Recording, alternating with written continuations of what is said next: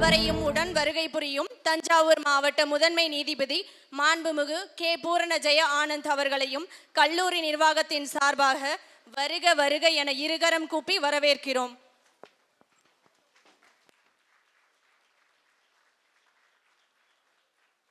அறியாமை இருள் விளக்கி அறிவு புகட்டும் எம் கல்லூரி துவக்க விழாவில் குத்துவிளக்கேற்றி வைக்க மாண்பமை சிறப்பு விருந்தினர் உட்பட மேடையில் அமர்ந்திருக்கும் விருந்தினர்களையும் குத்துவிளக்கேற்ற வருமாறு அன்போடு அழைக்கின்றேன்.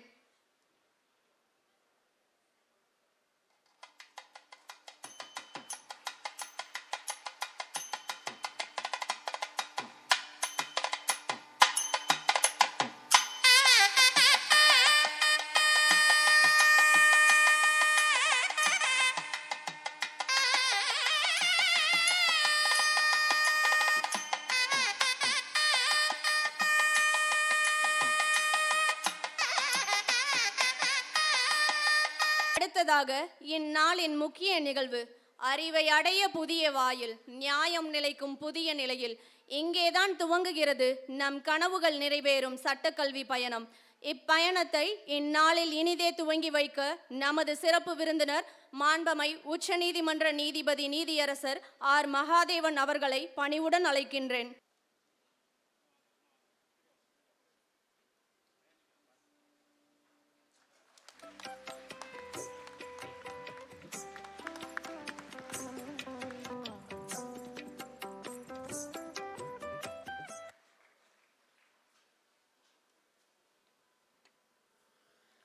கல்வி பயணத்தை இனிதே துவங்கி வைத்த சிறப்பு விருந்தினர் மாண்பமை உச்ச நீதிமன்ற நீதிபதி நீதியரசர் அவர்களுக்கு நன்றி. சுற்றுச்சூழல், மகளிர் உரிமை, பழங்குடியினருக்கான நீதிமுறை உள்ளிட்ட சமூக நல வழக்குகளில் தன்னலமின்றி தீர்ப்பளித்தவர். அவருடைய உயர்நீதிமன்ற பதவி காலத்தில் 96,000க்கும் மேற்பட்ட வழக்குகள் தீர்க்கப்பட்டுள்ளன. 55 நாட்களில் 6,512 வழக்குகளுக்கு தீர்ப்பளித்து சாதனை படைத்தவர். இவற்றில் பல தீர்ப்புகள் வரலாற்று சிறப்புமிக்கவை என்பது குறிப்பிடத்தக்கது. ஜனநாயகத்தின் நெஞ்சாக, சட்டத்தின் நிழலாக மக்கள் நம்பிக்கையை காத்து செயல்பட்டவர்.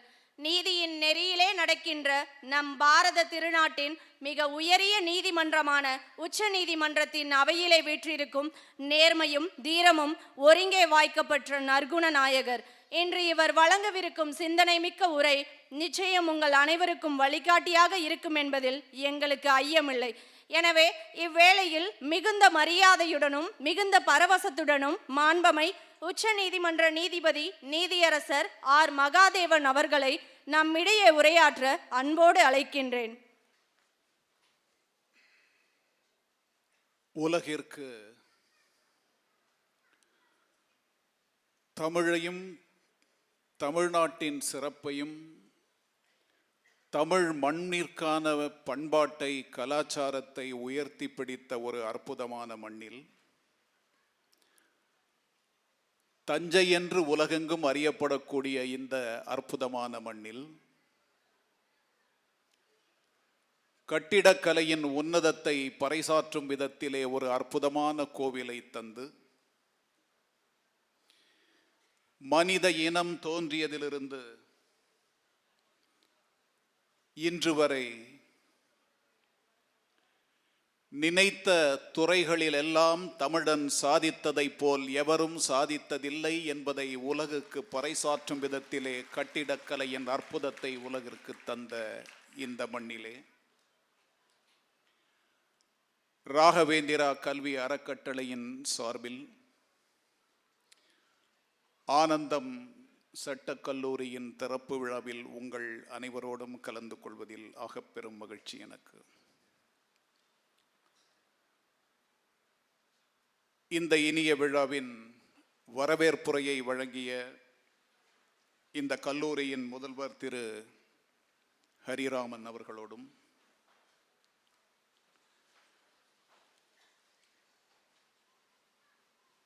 வரவேற்புரையை அடுத்து என்னை அறிமுகப்படுத்தியதன் மூலம்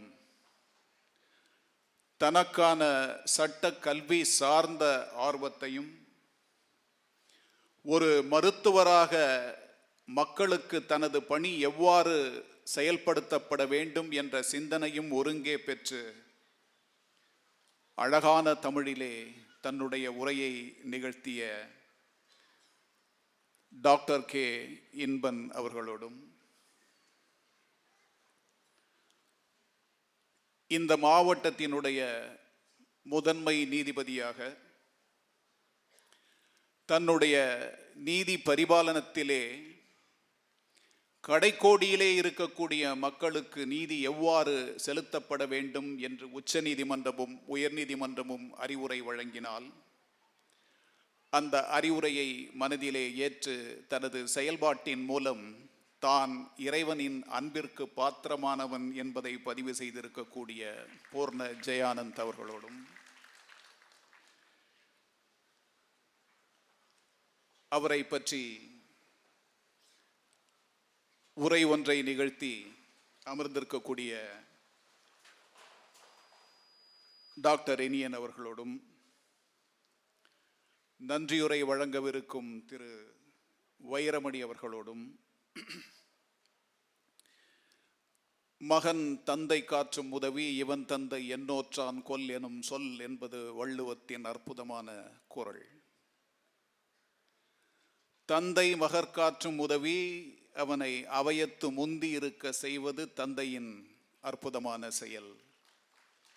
இரண்டையும் ஒருங்கே பெற்றிருப்பதால் மகிழ்ச்சியோடு அமர்ந்திருக்கக்கூடிய மேனாள் அமைச்சர் திரு காமராஜ் அவர்களோடும், பாராளுமன்றத்திலே தன்னுடைய முத்திரையை பதித்த அருமை நண்பர் நவநீத கிருஷ்ணன் அவர்களோடும், பார் கவுன்சில் வைஸ் சேர்மன் நண்பர் கார்த்திகேயன் அவர்களோடும், இந்த மாவட்டத்தினுடைய நீதித்துறை சார்ந்த அனைத்து நீதிபதிகளோடும், திருச்சி மாவட்டத்தின் முதன்மை நீதிபதி திரு கிறிஸ்டோபர் அவர்களோடும், என்னிலும் ஆகச் சிறந்த பெரியோர்கள் நிறைந்திருக்கக்கூடிய இந்த அவை சார்ந்த உங்கள் அனைவரோடும் இந்த விழாவிலே கலந்து கொள்வதில் ஆகப்பெரும் மகிழ்ச்சி. ஒன்றை உணர்ந்து பார்க்க வேண்டும் என்று சொன்னான் உலகத்திற்கு தத்துவ ஞானத்தை எடுத்து வைத்த சாக்ரட்டிஸ். அது என்னவென்றால், மனிதன் தோன்றியதிலிருந்து இன்று வரை உலகத்தில் எந்த நாடுகள் எல்லாம் ஞானத்தால் சிறந்து நிற்கக்கூடிய நாடுகள் என்று அறியப்பட்டிருக்கிறதோ அந்த நாடுகள் சார்ந்த சிந்தனையாளர்கள் அனைவரும் சொன்னார்கள், வாழ்க்கையிலே மனிதர்கள் பலவற்றை அடைந்து விடலாம், வாழ்கின்ற வாழ்க்கையில் அவர்களால் திரட்டக்கூடிய செல்வம், அவர்கள் அடையக்கூடிய பதவிகள், அவர்களுக்கு கிடைக்கக்கூடிய வாய்ப்புகள், பலரையும் முந்தி செல்லக்கூடிய வாய்ப்புகள் என்று பலவற்றையும் மனிதர்கள் அடையலாம். ஆனால் மானுட இனம் அனைத்தும் ஒன்று என்ற சிந்தனையோடு மனிதர்கள் அனைவரும் வாழ முடியும் என்றால் அந்த வாழ்க்கைக்கான வழியை எடுத்து தரக்கூடியது அந்த மானுட இனத்தை நேர்படுத்தி செல்லக்கூடிய செயல் என்று பதிவு செய்தார்கள். அப்படி மானுடத்தை நேர்படுத்தி செய்யக்கூடிய செயல் எது என்றால், மனிதர்களின் மனதிலே அறம் சார்ந்த சிந்தனையை வளர்ப்பது. அறம் சார்ந்த சிந்தனையை வளர்ப்பது என்பது, நம்மை போல் இன்னொரு உயிர் நம் எதிரிலே இருக்கிறது, நம்மோடு வாழ்கிறது என்பதை அவர்கள் மனதிலே நிலைநிறுத்துவது. அப்படிப்பட்ட சிந்தனையினுடைய ஒட்டுமொத்த தொகுப்பாக மனிதர்களை நேர்படுத்தக்கூடிய செயல்தான் சட்டம் என்கிற ஒரு வரைவின் மூலமாக அவர்களை நேர்படுத்துவது. மெசபடோமியா என்கிற ஒரு மிகப்பெரிய ஒரு நாட்டினுடைய மக்களாகட்டும், கிரீக் தேசத்திலே இருந்த ஞானிகளினுடைய செயற்பாடுகளாகட்டும், ரோம் நாட்டிலே பிறந்து உலகத்திற்கே ஞானத்தை தந்தவர்கள், சட்ட நுணுக்கங்களை எடுத்து வைத்தவர்கள் என்பதாக அறியப்பட்டவர்களாகட்டும், இவர்கள் அனைவருமே எப்படியெல்லாம் மனிதர்களை நேர்வழிப்படுத்த முடியும், அதற்கான சட்டத்திட்டங்களை எவ்வாறு வகுக்கலாம் என்பது சரித்திரமாக இருக்கின்ற காலகட்டத்தில் 3000 ஆண்டுகளுக்கு முன்பே தமிழகத்தின் மண்ணிலே சட்டம் சார்ந்த சிந்தனை உலகத்திற்கே உச்சத்தை தொட்டு நின்றது. தமிழகத்து மண்தான் உலகத்திற்கு அனைத்து விதமான ஞானத்தையும் வழங்கியது என்று சொன்னால் சரித்திர பூர்வமாக அதனை மறுத்து சொல்வதற்கு இதுவரை எந்த சான்றும் இல்லை. நாம் தமிழர்கள் என்பதால், தமிழர்களாக பிறந்திருக்கிறோம் என்பதால், தமிழ் மண்ணுக்கு உரித்தானவர்கள் என்பதால் பெருமிதம் கொள்ளலாம். சிலப்பதிகாரத்திலே ஒரு குறிப்பிட்ட பகுதி வரும், மதுரை காஞ்சியிலே ஒரு குறிப்பிட்ட பகுதி வரும். இவையெல்லாம் அந்த காலகட்டத்திலேயே சட்ட வரைவுகள் எவ்வாறு வகுக்கப்பட்டன, மனிதர்களுக்கு இடையே இருக்கக்கூடிய பிளவுகளை சரி செய்வதற்கு அந்த சட்ட நுணுக்கங்களை எப்படி எடுத்து வைக்கலாம் என்கிற வகையிலே அமைத்து அறம் கூறு அவயம் என்பதாக அது உலக பரப்பிலே அறியப்பட்டது. அப்படிப்பட்ட சட்ட நுணுக்கங்கள் உலகத்திற்கே உதாரணமாக மாறி நின்றது என்று சொன்னால் அதை நாம் வியந்து பார்க்க வேண்டிய அவசியமில்லை. ஏனென்றால் தமிழகத்தின் தளத்திலே, தமிழகத்தின் மண்ணிலே, கலாச்சாரத்தின் பின்புலத்திலே எழுந்து நின்ற சிந்தனையின் அத்தனை தொகுப்பும் சட்ட வரைவுகளாக மாறி நின்றன என்று சொன்னாலும் நாம் பெருமிதம் கொள்ளலாம். இப்படிப்பட்ட ஒரு வாழ்க்கை சார்ந்த இந்த சமுதாயத்திற்கு எத்தனையோ துறைகள் இருக்கின்றன. மருத்துவத்துறை இருக்கிறது, இயந்திரம் சார்ந்த, பொறியியல் சார்ந்த, வணிகம் சார்ந்த, இயற்பியல் சார்ந்த பல்வேறு துறைகள் இருக்கின்றன. ஆனால் இந்த துறைகளின் தாக்கங்கள், இவை ஏற்படுத்தக்கூடிய மாற்றங்கள் அனைத்தையும் தாண்டி மக்களை நேர்படுத்தக்கூடிய மிக அத்தியாவசியமான ஒரு துறையாக சட்டத்துறை கருதப்படுகிறது. அதனால்தான் ரோம் நாட்டிலே இருந்த ஒரு மிகப்பெரிய மன்னன் ஒருவன் சொன்னான், எந்த ஒரு முயற்சியையுமே அதை உயர்த்தி செல்லக்கூடியதும் அதனை தாழ்த்தக்கூடியதுமான இரண்டு விதமான செயற்பாடுகளுக்கு உரித்தானவர்களாக ஒரே துறையை சேர்ந்தவர்களை மட்டும்தான் நான் சொல்ல முடியும், அது சட்டத்துறை சார்ந்தது என்று பதிவு செய்தான். ஒரு விஷயத்தை உருவாக்குவதும் அந்த விஷயத்தை இல்லாமல் போகச் செய்வதும் சட்டத்துறை சார்ந்தவர்களால் மட்டும்தான் செய்ய முடியும். ஒரு வாழ்வின் கடைக்கோடியிலே இருக்கக்கூடிய மக்களுக்கு தன்னுடைய மனதிலே இருக்கக்கூடிய துன்பங்களை எடுத்து வெளிப்படுத்த வேண்டும், வெளியில் எரிய வேண்டும் என்று தேவையோடு அலைந்து கொண்டிருக்கக்கூடிய மனிதனுக்கு சட்டத்தின் மூலம் தீர்வை கொடுக்கக்கூடிய துறையாக இருக்கக்கூடிய இந்த துறைதான் எந்த ஒரு பெரிய நாட்டினுடைய அரசியல், பொருளாதாரம் சார்ந்த அனைத்து விதமான துறைகளையும் தன் கைக்குள் வைத்து கொண்டு அதன் அடுத்த கட்ட வடிவத்தையும் பயணத்தையும் நிர்ணயம் செய்கிறது. அப்படிப்பட்ட துறை சார்ந்த இந்த கல்லூரியை உருவாக்கி தமிழகத்தினுடைய கடைக்கோடியிலே இருக்கக்கூடிய மக்களாகட்டும், வாழ்வின் விளிம்பு நிலையிலே இருக்கக்கூடிய சார்ந்த ஆதார சூழல்களை ஒட்டிய மாணவர்களாகட்டும், அவர்களுக்கு சட்டக்கல்வியை தந்து சட்டம் சார்ந்த விஷயங்களை, அவர்கள் மிகவும் அரிதாக இருக்கக்கூடிய விஷயங்கள் அனைத்தையுமே கற்று அவற்றை தங்கள் மனதிலே இருத்தி நல்ல வழக்கறிஞர்களாக அவர்களை உருவாக்க வேண்டும் என்கிற எண்ணத்தோடு துவங்கி இருக்கக்கூடிய இந்த கல்லூரி தன்னுடைய பயணத்தை வெற்றிகரமாக அடுத்த கட்டத்தை நோக்கி எடுத்து செல்ல வேண்டும். இந்த கல்லூரியிலே தன்னுடைய படிப்பை தொடரக்கூடிய மாணவர்கள் ஒன்றை உறுதியாக மனதிலே வைக்க வேண்டும். மாணவர்கள் மட்டுமல்ல, தனது பிள்ளைகளை சட்டத்துறை நோக்கி செலுத்தக்கூடிய பெற்றோர்களுக்கும் இது பொருந்தும். 22வது நூற்றாண்டை நோக்கி சென்று கொண்டிருக்கிறோம். இந்த நூற்றாண்டிலே வணிகத்துறையினுடைய வளர்ச்சி, எந்திர துறையினுடைய அசுரத்தனமான வளர்ச்சி, இவை அனைத்தும் மனிதர்கள் இயல்பாக கழித்துவிட்ட இந்த வாழ்க்கையிலிருந்து அவர்களை வேறு திசை நோக்கி எடுத்து செல்கிறது. பெற்றோர்கள் பிள்ளைகளை வழிநடத்த வேண்டும் என்கிற சிந்தனையை மனதிலே ஆழம் பட்டு பதிவிடல் வேண்டும். அவர்களுக்கு உரிய கல்வியை தந்து அந்த கல்வியின் மூலம் அவர்கள் அடுத்த கட்டத்திற்கு உன்னதமான ஒரு வாழ்க்கையை அடையக்கூடியவர்களாக மாற்ற வேண்டும் என்றால், நடுத்தர வர்க்கத்தை சார்ந்த குழந்தைகளை நல்ல விதத்திலே அவர்கள் வாழ்க்கையில் முன்னேற செய்ய வேண்டும் என்றால் இன்றைக்கு இருக்கக்கூடிய அனைத்து விதமான வசதிகளையும் பயன்படுத்தி கல்வியின் மீது அவர்களுடைய நாட்டம் மிகச்சிறந்த விதத்திலே இருக்க வேண்டும் என்கிற விதத்திலே நீங்கள் செயல்பட்டால் மட்டுமே போட்டிகள் அதிகபட்சத்திலே நிறைந்து நிற்கக்கூடிய இந்த காலகட்டத்தில் அவர்கள் தங்கள் வாழ்க்கையில் வெல்ல முடியும். ஃபாலியஸ் நாரிமன் என்கிற ஒரு சட்ட மேதை தன்னுடைய ஒரு பேச்சிலே குறிப்பிட்டார், வழக்கறிஞர்களாக உருவாகுவதற்கு வேண்டிய அனைத்து குணாதிசயங்களிலே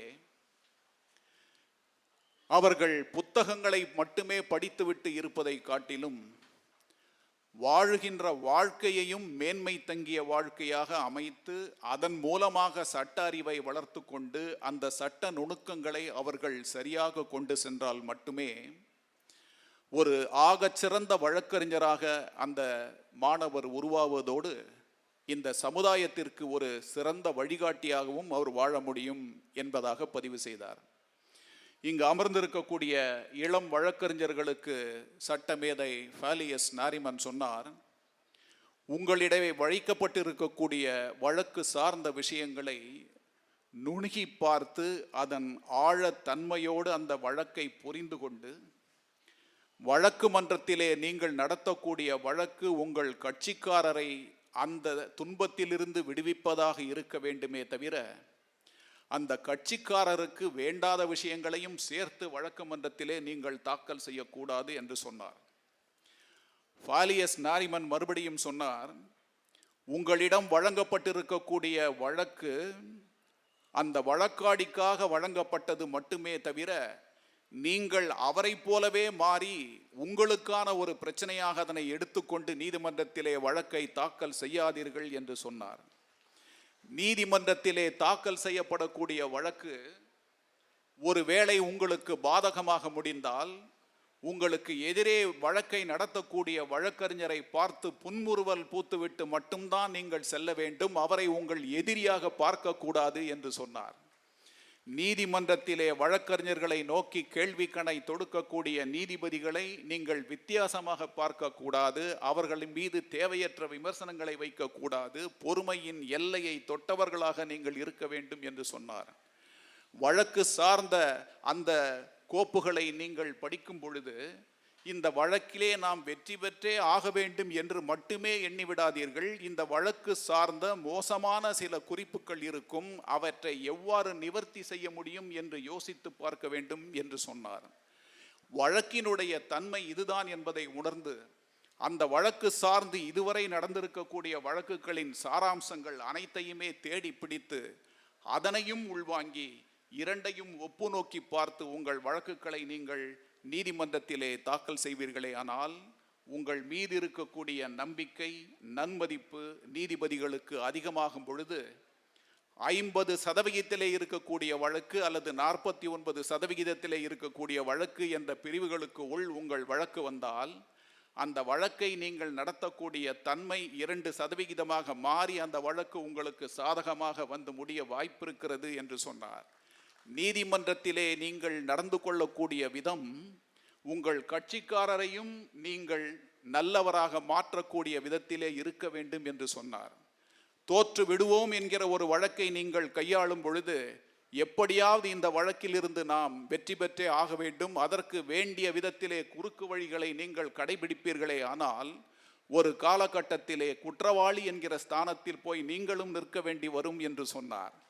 இன்றைக்கு வழக்குகள் நடத்தப்படக்கூடிய விஷயம், வழக்குகள் எடுத்து வைக்கப்படக்கூடிய விதம், வழக்குகளை வழக்கறிஞர்கள் எடுத்து செல்லக்கூடிய விதம் என்ற 2 பிரிவுகளை நீங்கள் வைத்து பார்த்தால் ஒரு பிரிவு இந்த வழக்கிலே எனக்கானது இது மட்டும்தான் என்று சொல்லிவிட்டு அதோடு நிறுத்தக்கூடியதாகவும், மற்றொரு பிரிவு அந்த வழக்கிற்கு சம்பந்தமே இல்லாத பல விஷயங்களை நீதிபதியின் முன்பு திணித்து அதன் மூலம் மேலும் வேறு பல விதங்களிலே அந்த வழக்கினுடைய தன்மை குறைக்கப்படக்கூடிய விதத்தில் நடத்தப்படுவதாகவும் இருக்கிறது. இவற்றை எல்லாம் நீங்கள் மனதிலே வைத்து எந்த விதத்திலே சட்ட நுணுக்கங்களை உங்கள் மனதிலே பதிய வைத்தால், எந்த விதத்திலே வழக்குகளின் கூறுகளை உங்களால் அலசி ஆராய்ந்து பார்க்க முடியும் என்பதோடு நீங்கள் அதில் பயணித்தால் எல்லா காலகட்டங்களிலும் நீங்கள் வெற்றிமிக்க வழக்கறிஞர்களாகத்தான் மாறுவீர்கள் என்பதை இந்த இடத்திலே உங்களுக்கு நான் பதிவு செய்கிறேன். அதே போல வழக்கறிஞர் தொழிலே இருக்கக்கூடிய நீங்கள் எந்த விதத்தில் இந்த துறையை சார்ந்து இயங்குகிறீர்கள் என்ற ஒரு சிறு அளவோடு நிறுத்தி கொள்ளாமல், எப்படி மருத்துவம் சார்ந்த விஷயங்களே மனதின் உள்ளே வைத்துவிட்டு இன்றைக்கு நான் நடத்தக்கூடிய மருத்துவமனையினுடைய கூறுகள் பல்வேறு விதத்திலே இருக்கிறது. மோர்டாலிட்டி ரேஷியோ மிகவும் அதிகமாக செல்லாமல் ஒவ்வொரு மாதமும் அதை பற்றி தீர்ந்த கண்ணோட்டத்தோடு என் மருத்துவமனையின் மீது நான் மிகுந்த கவனத்தோடு இருக்கிறேன் என்று சொல்லக்கூடிய டாக்டர் இனியன் சட்டத்துறை சார்ந்த இந்த கல்லூரியை எந்த விதத்திலே எடுத்து செல்லலாம் என்கிற எண்ணத்தையும் ஒருங்கே வைத்திருக்கிறாரோ, ஒரு மருத்துவர் சட்டத்துறையின் மீது தன்னுடைய பார்வையை எந்த விதத்தில் பதிவு செய்திருக்கிறார் என்பதை பார்த்து சட்டம் சார்ந்து, மருத்துவம் சார்ந்து, இலக்கியம் சார்ந்து, கணிதம் சார்ந்து, இயற்பியல் சார்ந்து, வேதியியல் சார்ந்து, தத்துவ இயல்கள் சார்ந்து பலவற்றை பற்றியும் நீங்கள் தெரிந்து கொண்டால், ஒரே வார்த்தையிலே உலகத்தின் உன்னதமான வழக்குகளை முடித்து வைத்த வழக்கறிஞர்களை பற்றி ஆயிரக்கணக்கிலே சொல்லலாம். நீங்கள் படிக்க வேண்டிய விஷயங்கள் கடலளவு கொட்டி கிடந்தாலும் அதில் ஓரளவேனும் நாம் தொட்டு பார்க்க வேண்டும் என்கிற சிந்தனையோடு உங்களுடைய இந்த வழக்கறிஞர் தொழில் சார்ந்த பயணத்தை நீங்கள் எடுத்து செல்ல வேண்டும். 2000 ஆண்டுகளுக்கு முன்பே இந்த மண்ணை சார்ந்த ஒருவன் சொன்னான், வாழ்க்கை எப்படி இருக்கிறது என்று அவனை கேட்டார்கள். இன்றைக்கு நாம் அனைத்து விதமான வசதிகளையும் வைத்துக் கொண்டிருக்கிறோம். நேற்றைக்கு வழக்கறிஞர் தொழிலிலே நுழைந்திருக்கக்கூடிய ஒருவரிடம் இருக்கக்கூடிய வசதி 40 ஆண்டுகளுக்கு முன்பு 70 வயதை கடந்துவிட்ட ஒரு வழக்கறிஞர் பார்த்தது கூட கிடையாது. அப்படிப்பட்ட ஒரு காலகட்டத்திலே வாழ்ந்திருக்கக்கூடிய நீங்கள் 2000 ஆண்டுகளுக்கு முன்பு வாழ்க்கையை நடத்திய ஒருவன் என்ன சொன்னான் என்று பாருங்கள். பல்வேறு விஷயங்களால் நீ அலைகழிக்கப்பட்டிருக்கிறாயே, உன்னுடைய பிரச்சனைகளுக்காக பலரையும் சென்று பார்த்து கொண்டிருக்கிறாயே, நீதி கிடைக்குமா, உனக்கான அறம் எந்த விதத்திலே செயல்படும் என்ற கேள்விகளை எல்லாம் எழுப்பி அலைந்து கொண்டிருக்கிறாயே, உன் வாழ்க்கையை பற்றி நீ என்ன நினைக்கிறாய் என்று கேட்டார்கள். அதற்கு அவன் சொன்னான், ஆமாம், வாழ்க்கை துவங்குகிற அந்த நாள் இனிதே துவங்கினாலும் அடுத்து அடுத்து வரக்கூடிய வாழ்வியல் துன்பங்களும் சோர்வுகளும் என்னை அலைக்கழிக்கின்றன. எப்படி இருக்கிறது என்றால், ஒரு மிகப்பெரிய பரந்துபட்ட ஒரு நிலத்தில் தன்னை துரத்தக்கூடிய வேடனிடமிருந்து தப்பித்து கொள்ள வேண்டும் என்று ஒரு மான் ஓடிக்கொண்டே இருக்கும். அந்த மான் அலைந்து திரிந்து எப்படியோ வேடனினுடைய அம்பின் அந்த குறியிலிருந்து தப்பித்து ஓடிவிடும். அதை சொல்லிவிட்டு அவன் சொன்னான், அந்த மான் எப்படியெல்லாம் அலைந்து திரிந்து தன் உயிரை காப்பாற்றி கொண்டதோ அதை போல என்னை துரத்தக்கூடிய பல்வேறு விதமான பிரச்சனைகள், துன்பங்கள் 1000 இருந்தாலும் அவற்றை தாண்டி நான் ஓடிக்கொண்டே இருக்கிறேன். வீழ்ச்சி என்பது எதிரே காத்து கொண்டிருந்தாலும் அதை தாண்டி செல்வதற்கு நான் முயற்சிக்கிறேன். அதுதான் என்னுடைய வாழ்க்கை. ஆனாலும் இது ரசிக்கத்தன்மை மிக்கதாகத்தான் இருக்கிறது என்று பதிவு செய்தான். அதழ் எறிந்தன் நடுவன் களரின் ஒருவனாட்டும் புல்வாய் போல ஓடி உய்தலும் கூடுமன் ஒக்கல் வாழ்க்கை தட்கும் மாக்காலே என்பது அந்த பாடல். ஓடுகின்ற மான் ஓடிக்கொண்டேதான் இருக்கிறது உயிர் தப்பும் வரை. பிறந்துவிட்ட மனிதனாகிய நான் ஓடிக்கொண்டேதான் இருக்க வேண்டும் என் வாழ்வின் துன்பங்களை தாண்டும் வரை.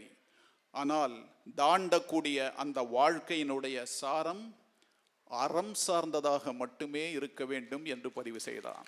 பாருங்கள், இதைத்தான் ஆரம்பத்தில் நான் சொன்னேன், தமிழகத்தின் மண் உலகத்திற்கு ஞானத்தை வாரி வழங்கியது என்று. திருக்குறள் உலகத்தின் உன்னதமான பொக்கிஷம். நீங்கள் வாழ்க்கையில் உங்களை நேர்படுத்த வேண்டும், வாழ்வின் உண்மையான பொருளை நீங்கள் அறிய வேண்டும் என்று விரும்பினால் சட்ட புத்தகங்கள் வைத்திருக்கக்கூடிய உங்களுடைய மேஜையின் மேல் அவசியம் திருக்குறளை வைத்துக் கொள்ளுங்கள். 2 குறட்பாக்களை தினமும் படிக்க வேண்டும் என்பதை நீங்கள் உங்கள் மனதிலே பதிவு செய்து கொள்ளுங்கள். திருக்குறளை கற்று திருக்குறளின் வழியில் ஓரளவேனும் நடக்க வேண்டும் என்று நினைத்த நான் இன்று இந்த இடத்தில் நின்று பேசிக் கொண்டிருக்கிறேன். ஆகையால் அந்த மகத்தான பொக்கிஷத்தை உங்கள் வாழ்க்கையின் ஒரு அங்கமாக மாற்றுங்கள். அது தமிழகத்தின் மண்ணிலே எழுந்து நின்ற அத்தனை விதமான அறச்சிந்தனையின் பொக்கிஷமாக திகழக்கூடியது. இந்த மண் மனிதர்களை நேர்படுத்திய மண். இந்த மண் வாழ்வின் சாரங்களை அனைவருக்கும் எடுத்து வைத்த மண். இந்த மண் இதுதான் உலகு, இதுதான் வாழ்க்கை, இதுதான் உயிர், இதுதான் அமைதி, இதுதான் தேவையற்ற விஷயங்கள் என்பதை உங்களுக்கு எடுத்து தந்த மண். இந்த மண்தான் இதுதான் இறைமை என்று இதை சொல்லக்கூடாது என்று குறளின் வழியாக இவன்தான் இறைவன், இதுதான் மதம், இதுதான் இனம் என்ற எந்த பாகுபாடும் இல்லாமல் உலகத்தில் தோன்றியிருக்கக்கூடிய மனிதர்கள் அனைவரும் ஒன்று என்பதை உலகத்திற்கு எடுத்து வைத்த மண். திருக்குறளை இன்று அறிந்துவிட்ட காரணத்தினால் உலகத்தின் ஆகச்சிறந்த சட்ட நூலை காட்டிலும் மிகப்பெரிய நூல் என்கிற ஒரு அடையாளம் அந்த நூலுக்கு வந்திருக்கிறது என்ற காரணத்தினால் இன்றைக்கு உலகமே கொண்டாடி கொண்டிருக்கிறது.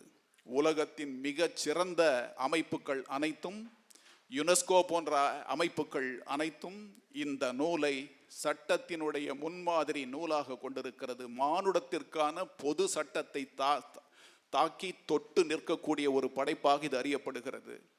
மனிதர்கள் எப்படி வேண்டுமானாலும் பிறக்கலாம். ஒருவருக்கு கண் இல்லாமல் இருக்கலாம், காது கேட்காமல், வாய் பேசாமல், கைகள் கால்கள் இயங்காமல் இருக்கலாம். ஆனால் அறம் பொருள் இன்பம் மூன்றும் ஆற்றும் பெருமனின் செல்வம் ஆற்றாமை நின் போற்றாமையே என்று சொல்லி தந்தது இந்த மண்ணிற்கான இலக்கியம். இந்த மண் மனிதர்களை நேசிக்க தந்தது. இவன்தான் குலம், ஒன்றே குலம், ஒருவனே தேவன் என்று சொல்லி பார்த்தது. பிறப்போக்கும் எல்லா உயிர்க்கும் என்பதை அறிய தந்த மண் இந்த மண். இந்த மண்ணினுடைய மகத்துவத்தை உணர்ந்து இந்த மண்ணை சார்ந்தவர்கள் நாம் என்பதை மனதிலே நிறுத்தி இந்த மண்ணிற்கான சட்டங்கள் இவைதான் என்பதை அறிவதோடு மட்டுமல்லாமல் உலகம் சார்ந்த பல்வேறு விஷயங்களையும் அறிந்து கொண்டு சட்ட நுணுக்கங்களின் சாரங்களை அனுதினமும் படிக்க வேண்டும் என்கிற எண்ணத்தோடு இந்த மாணவர்கள் இயங்க வேண்டும்.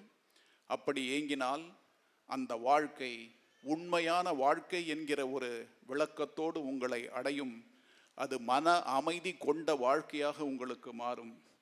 பொருள் சேர்ப்பதோ, பணத்தினுடைய அருமையை மட்டுமே மனதில் இருத்தி வாழ்க்கையை நடத்துவதோ, பதவிகளின் மூலம் உங்கள் வாழ்க்கை உயர்ந்ததாக இருக்கும், அது மட்டுமே போதும் என்று நினைப்பதோ, மாட மாளிகைகளை சேர்த்து விட்டோம், இதை காட்டிலும் வாழ்வதற்கு மிகப்பெரிய தேவைகள் இல்லை என்று நினைப்பதோ உண்மையான வாழ்க்கை அல்ல. அவை அனைத்தும் ஒரு காலகட்டத்திலே நம்மை விட்டு போவோம், நாமும் செல்வோம். உலகத்தின் உன்னதமான பணக்காரர்கள் என்கிற பட்டியலிட்டால் அன்று வாழ்ந்த பட்டினத்தார், தன் வாழ்க்கையினுடைய அனைத்தையும் கண்டுவிட்ட பட்டினத்தார், காதற்ற ஊசியும் வாராது கான் கடைவழிக்கே என்று பதிவு செய்துவிட்டு ஒன்றும் வேண்டாம் வேண்டுவன வேறு என்று சொல்லிவிட்டு சென்றான். இவற்றை எடுத்து சொல்லக்கூடிய தத்துவங்கள் அனைத்தும் சார்ந்து நிற்கக்கூடிய வாழ்க்கை இந்த மண்ணிற்கான வாழ்க்கை.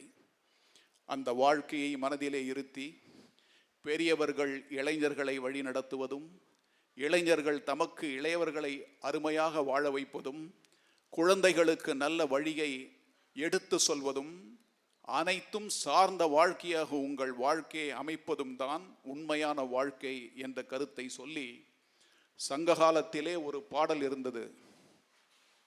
80 வயதை கடந்துவிட்ட ஒருவன் தன்னுடைய வீட்டின் எதிரிலே அமர்ந்திருக்கிறான். அவன் எதிரிலே சென்று அவன் வயதை ஒத்தவர்கள், மிகவும் வயோதிக தன்மையோடு இருக்கக்கூடியவர்கள் அவனை பார்த்து கேட்டார்கள், உனக்கு 80 வயது என்று சொல்கிறாயே, உன்னை பார்த்தால் அப்படி தெரியவில்லையே, இதற்கு அடிப்படை காரணம் என்ன என்று கேட்டார்கள். அதற்கு அவன் பதில் தந்தான், நான் என்னுடைய வாழ்க்கையை அறம் சார்ந்த வாழ்க்கையாக வாழ்கிறேன். என்னுடைய இன்பத்திற்காக தேவையற்ற செயல்கள் எதையும் நான் செய்ததில்லை. என்னோடு வாழ்கிறாளே என்னுடைய மனைவி, என்னுடைய பிள்ளைகள், எனக்கு பின்னால் பிறந்த எனது இளையவர்கள், என்னோடு பயணிக்கக்கூடிய என்னுடைய நண்பர்கள், எந்த மண்ணிலே நான் வாழ்கிறேனோ அந்த மண்ணை ஆட்சி செய்யக்கூடிய ஆட்சியாளர்கள், இவர்கள் அனைவருமே அறத்தை மனதிலே நிறுத்தி அறமற்ற செயல்களை செய்யாதவர்கள். அப்படிப்பட்ட மக்களும் அப்படிப்பட்ட உறவினர்களும் சேர்ந்து நான் கொண்ட வாழ்க்கையாக என்னுடைய வாழ்க்கை செல்வதால் எனக்கு என்றுமே முதுமை இல்லை, இளமை பொருந்தியவனாக மட்டுமே நான் இருப்பேன் என்று சொன்னான். யாண்டு பலவாக நரையில ஆகுதல் யாங்கு ஆகியர் என வினவுதிர் ஆயின் மாண்ட என் மனைவியோடு மக்களும் நிரம்பினர். யான் கண்ட அனையர் என் இளையர் வேந்தனும் அல்லவை செய்யான் காக்க அதன் தலை ஆன்று அவிழ்ந்தடங்கிய கொள்கை சான்றோர் வாழும் எம் ஊரே என்று தன் ஊரை சிறப்பித்து வாழுகின்ற வாழ்க்கையை சிறப்பித்து இதுதான் வாழ்க்கை, இப்படி வாழ்வதால் நான் என்றும் இளைஞனாக இருக்கிறேன் என்று பதிவு செய்தான். அப்படிப்பட்ட சிந்தனையை தந்த மண் இந்த மண். அந்த சிந்தனையின் மூலம் நம்மளுடைய வாழ்க்கையை நாம் எடுத்து சென்றால், இந்த குழந்தைகளை அந்த விதத்திலே வழிநடத்தினால், சட்டம் சார்ந்த சிந்தனை ஒவ்வொரு குடிமகனுக்கும் அவசியம் என்பதை உணர்ந்து நாமும் நம்முடைய வாழ்க்கை எடுத்து சென்றால், அந்த வாழ்க்கை இந்த சமுதாயத்தை மேம்படுத்தக்கூடிய வாழ்க்கையாக அமையும் என்று சொல்லி, இந்த கல்லூரி இந்த மண்ணிற்கான ஆகச்சிறந்த பணியை தொடர்ந்து எடுத்து செல்ல வேண்டும்.